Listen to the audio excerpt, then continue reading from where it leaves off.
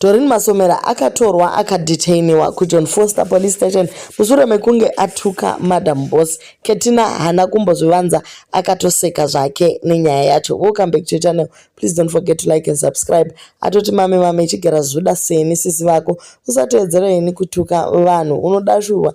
Ini ndiri diaspora iri safe by Africa. Ndo haya security nenyere. Snake and bitterness family ahoy taira hatukwe unoitwa wastak.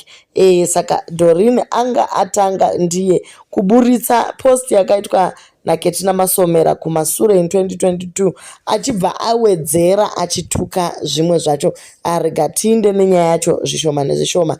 Saka Keti post yake yaiti right wakati tiburitse zvatinoziva kachirega tiite 1-1 marimwe zuro wakanorova mwana wevaredzane mimba muri 5 kustendi kwenyu kwaakaiswa naNgoni ukamutorera foni yake ukamudzimisa zvese machats ake naNgoni nemapictures but pane button rawakakanganwa kubaya.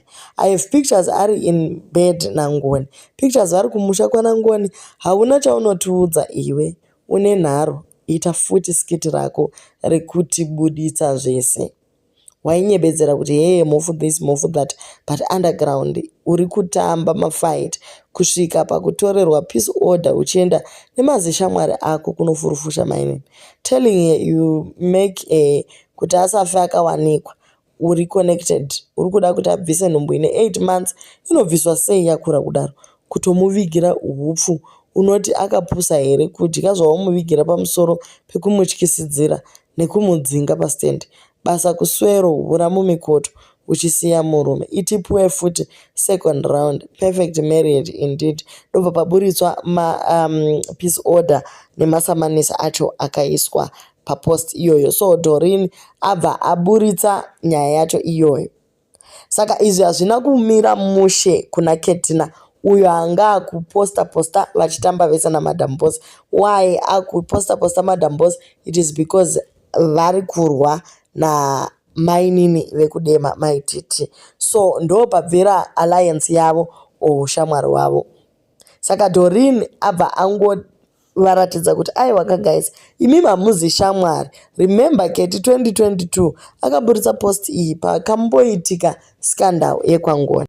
Doreen claims kuti Ketina ane zvaanoita each time pakaitika problem anobhadhara vanhu kuti vainde vanomuataka. Ari kuti chero nasimba haachakwanisi kushanda zvakanaka kumabhazi nekuti Ketina anongoburitsa mari zvinhu zvobva zvaitika. Remember this is just a claim. Hatizivi kuti ichokwadi here asi Ketina atoseka akati usaite pamuromo unokuvadziwa nevanhu. Maybe iye angoriwo spectator munhu achikuvadziwa.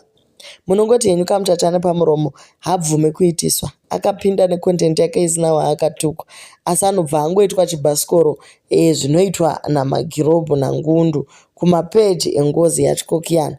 Nairoisi mukaone zviri kuita vana vako ndiDoreen ari kunyora uyu vari kurwadziwa zvisingaiti kutongwa necelebri ne1.7 million riri kuona message dzanandodo ngochanidza zuro dzinonhuhwa. Vese vanandodo vanotengwa kunzi kwai ngativaitirei birthday tivakandire mastars. Ngundu haatodi munhu anodya nezita rake.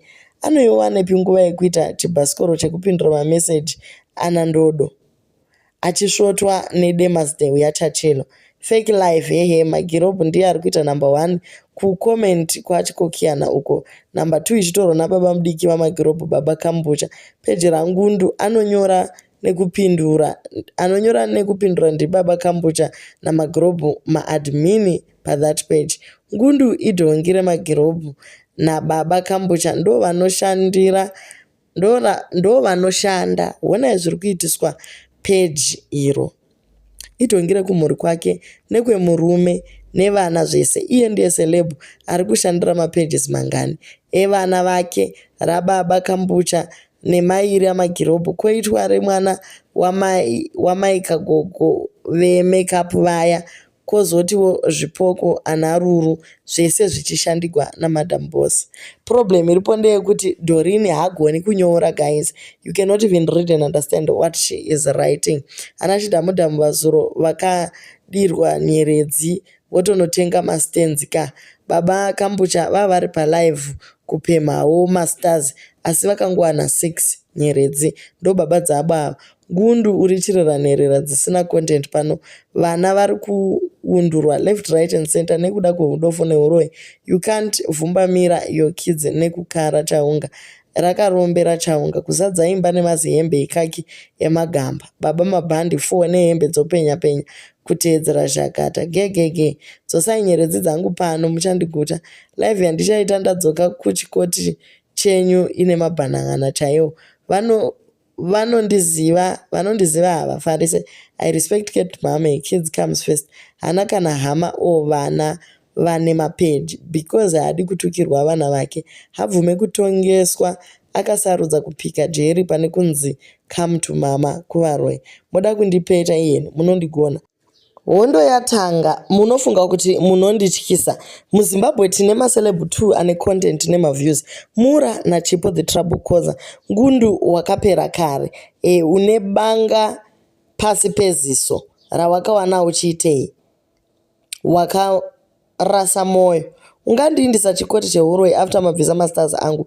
Motuka mwana wangu mondiindisa kukoti. Cat family kune court today na 8:30. Facebook ikambani yazuka topedzerana. Cat family isai e-wallet panamba yandaisa yeUber please. Ndiri kuenda nemwana hatakuriki. Love and prayers for Dimple Boy. Handiti Jake ndo wavanotuma hanzi Facebook haizi yezvirema boy here. Ndo mashoko aDoreen Masomera aakaisa musure mekutaura mashoko akadai achituka. Mamwe acho eni muromo wangu unoramba kuti ndimapronounce. Atuka Madam Boss nezvakawanda nezvinyadzi zvakadaro. Ndo paakazotorwa akaendwa naye kuJohn Foster uko vakanodhila naye nenzira yavakadhila naye. So Queen of Peace vari kutoti akangwarira pamuromo nekunyora zvinyadzi. Dai akaramba hake achiita zvekudya banana achitamba. It was good content. Kurohwa kusvika mbiri yacho yasvika kuEurope.